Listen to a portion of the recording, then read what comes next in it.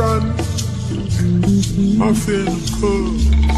I finna cook. Quiet neighborhood was shaken up last week after police say a 10-year-old boy killed his mother. Fritsch described the family as average. According to a criminal complaint, the boy originally told police he accidentally shot his mom when he was twirling the gun, but the next day, the family called police with serious concerns. They say the boy told his aunt he was actually aiming the gun at his mother. According to detectives, the boy said he got the gun because he was mad at his mom for waking him up at 6 in the morning and that she would not allow him to order a virtual reality headset from Amazon. Police say the boy told them he got the gun by taking his mom's keys to the gun safe. He says he took up a shooting stance and that he wanted to shoot the wall to scare her, but she walked in front of him. Family told the police the boy had, quote, rage issues all his life, and at 4 years old picked up a puppy by its tail and swung it around until it whined in pain. The criminal complaint states that 6 months ago, the 10-year-old filled a balloon with flammable liquid and set it on fire, which caused a sectional and carpet in their home to catch fire. A sibling told police the 10-year-old was meeting with a therapist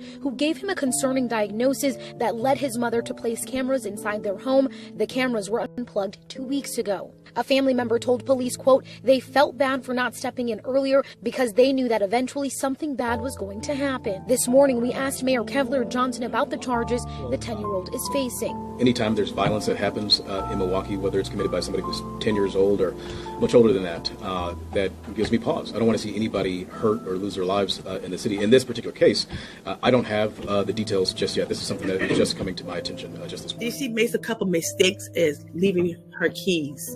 She made a couple mistakes of putting him in an institution. Did the family members make a couple mistakes of, But nah, I'm gonna be real with you. yes. In terms of the situation, Yes. I am an adult.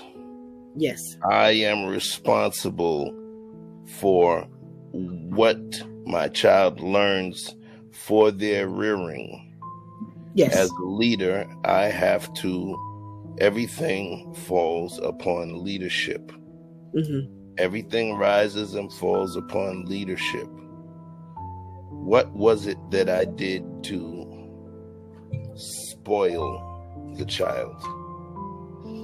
What was it that I did as a parent to create such a high degree of entitlement that the child will think that some $249 item is worth my life? Yeah. To me, that's the inherent failure. That's the inherent failure.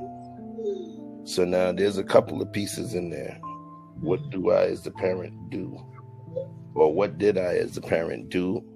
Which is what I've done or a lack thereof, where I did certain things incorrectly. Where I utilized things as empowerment. You know, there's a lot of children, there's a lot of parents that are out there that say, I don't spank my kids. What I do is give them shit. I'll give them a lot of shit and then take away. But when the stuff becomes currency and not your parents' feelings, then that's where I think that we have a tendency to go wrong.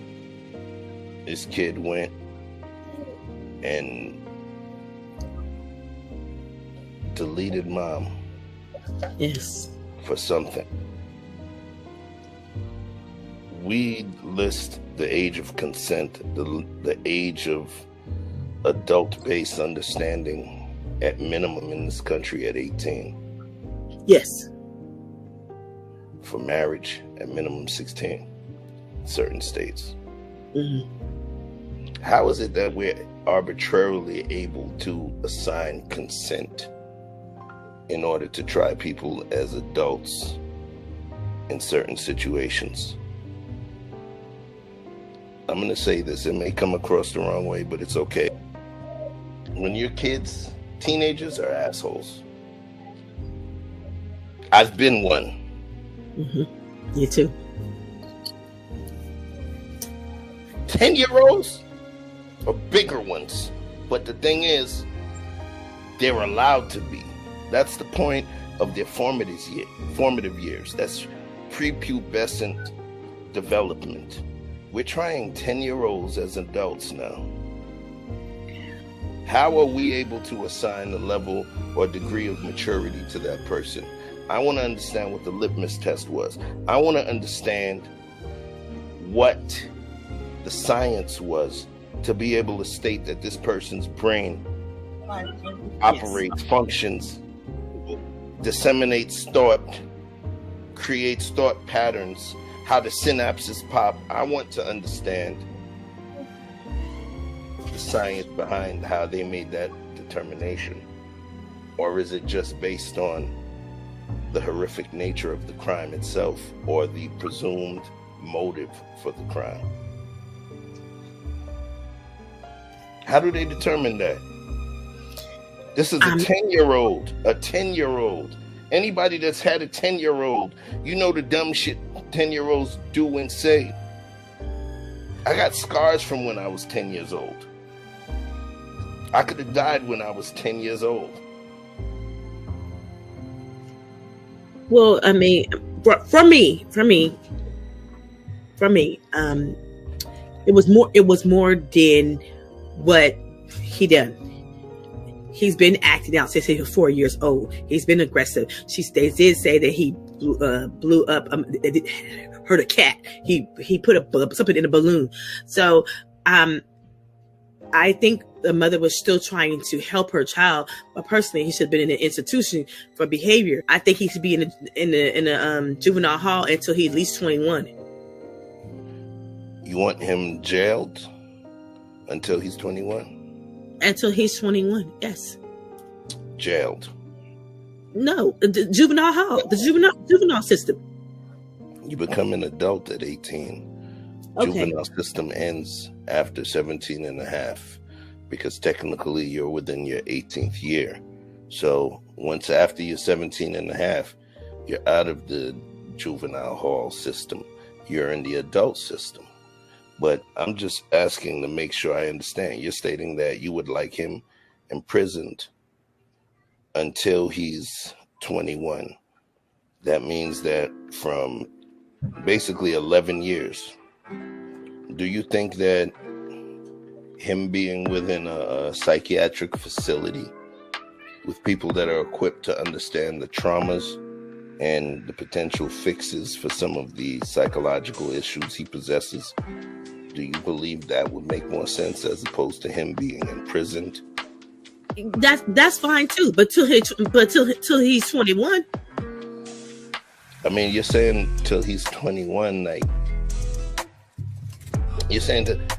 How about till they figure out what the issue was? What if something happened to him? What if something happened to him within that family? Okay.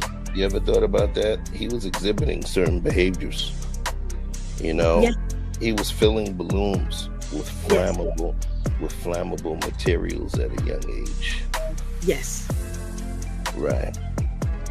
So people make moves based on the kind of things that they're exposed to.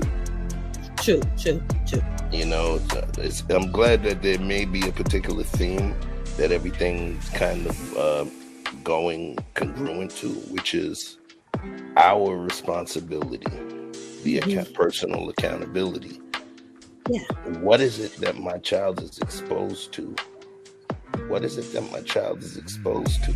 And I had the greatest complex for the longest because I felt as though I allowed this into my home. Yes.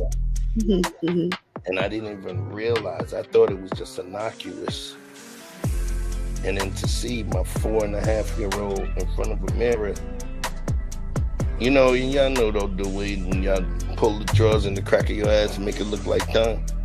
And then she's there dancing. I said, holy shit. Yo, I cried on the inside and I was a lion on the outside. So I understand the personal accountability feeling. I'm responsible. Remember my short, I put the thing about cleaning up your own room. I'm responsible for the child that I put out into the community. So what they're exposed to is what I exposed them to.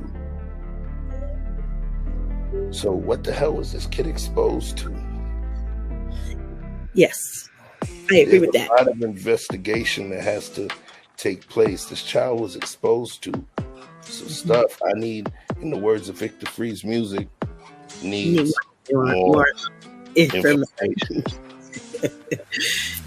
You understand what I'm saying? Yeah, I understand. But do we have accountability if I'm sick? If my child is sick and I might need to put him in an institution, it seemed like for me, and I'm just looking on the outside, she did not want to do that because she already putting cameras in the house. It seemed like to me she was afraid of him. And so the accountability is, and I know some people who have had children who have mental health issues. This is go back to the Britney Spears. This is go back to Britney Spears, Bobby Christina, and Amanda Bynes. And I'm going to say it again, and I know us black folks don't think it's okay, but of me, I personally think it is.